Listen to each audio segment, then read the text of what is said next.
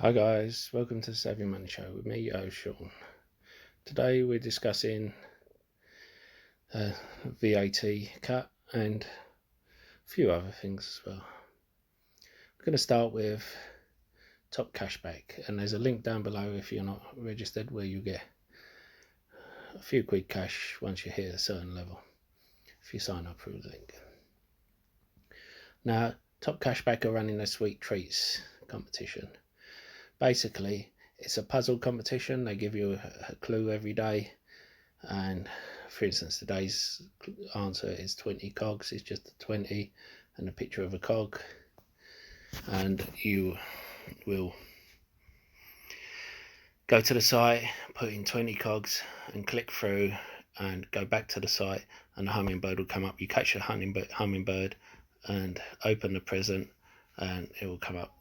For instance, I came up with flip-flops, and if I get 4 of them, I'll get £20. You might get an instant 20p or £1 win, or entry into the £1,000 prize draw. Each hummingbird you get gives you an entry into the £1,000 prize draw. It's free, doesn't cost anything, and it all builds up. So why not? And don't forget to hit that lovely like button, almost as lovely as me. Helps with the YouTube algorithm and getting the video out to more people. And don't forget to hit that subscribe button if you haven't already. Become part of the Savvy Money Show family. We give each other hints and tips and updates about stocks and shares we talk about on the show. As well as that, you can ask me to look into any share you want, and I don't charge a Discord fee or ask for a Patreon. All I do ask is for you to comment in the box below and hit the like button.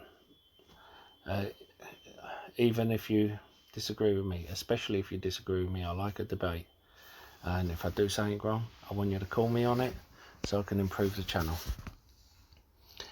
And why not check out the links in the description below? There's lots of offers. I've used each one of them myself. I wouldn't give you links if I haven't checked them out myself.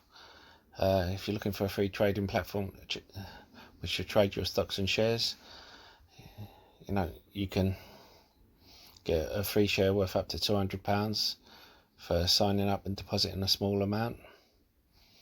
A free trade only requires a £1 deposit. The others require £100 or dollars, depending on which one you go for. Stake has over 3,500 US stocks on their books, which is the biggest one outside of the US. Whereas Trading 212 is one of the best and easiest platforms to use. But as I said, I use all three. Anyway, on with the show. Now we're discussing the VAT cut. Now, we heard all about the vouchers for restaurants scheme. I'm not sure whether that's still going ahead or not, but they're doing a VAT cut from 20% to 5%, which I mentioned a few weeks ago, for entertainment and hospitality sectors. Now, we can see what that means. It's supposed to boost the economy post-lockdown, but the thing is, because pubs, restaurants, cafes and B&Bs have not come out in the resurgence they expected, it's for 6 months only to cut VAT on food, accommodation and attractions. Now, these places will still be taking in the same amount. It just means because they're not being charged this VAT, you won't be charged it, technically. McDonald's and a few other places like KFC have already reduced the price of some of their items, and if a place hasn't reduced the price due to VAT, you should ask them now. isn't VAT supposed to be 5%? Because I'm sure they're aware of it. If not, they shouldn't be charging you for it.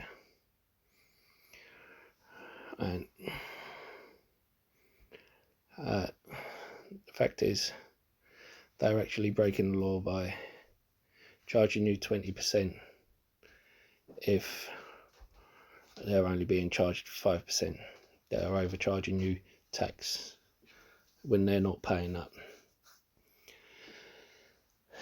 Now,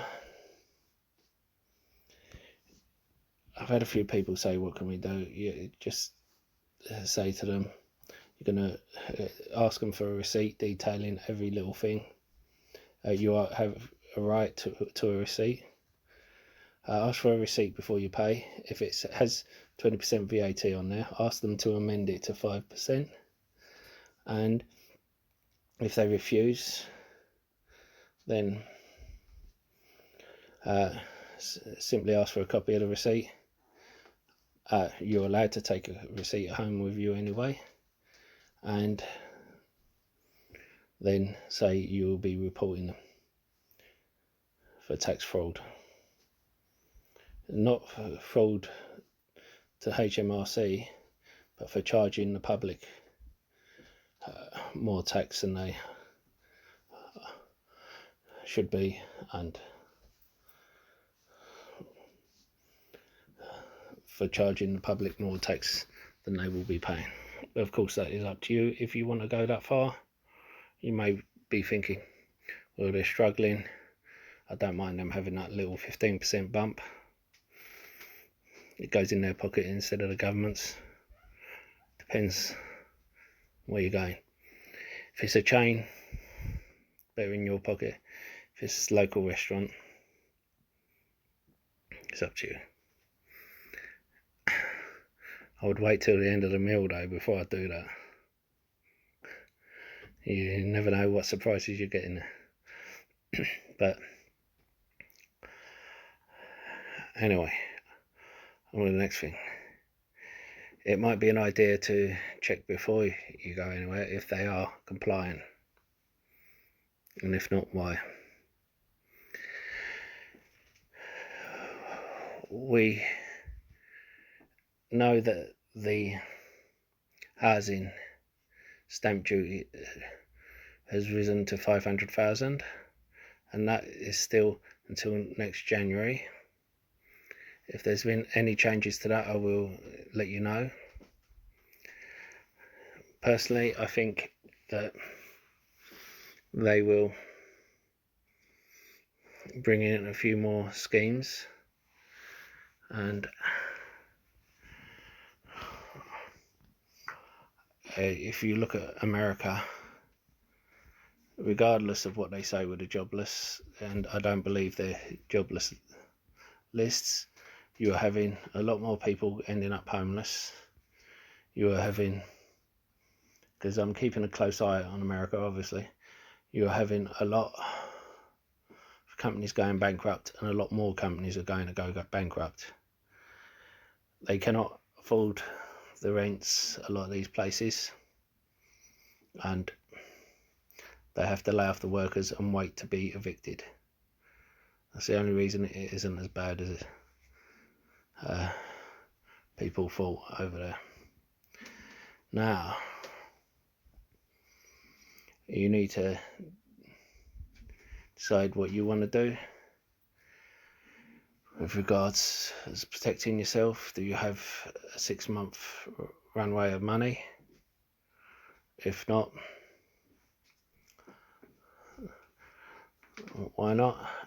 What do you do with that 6-month runway of money? It's not worth putting it in the bank, because you get 0.01 or 0.1 depending on the bank account.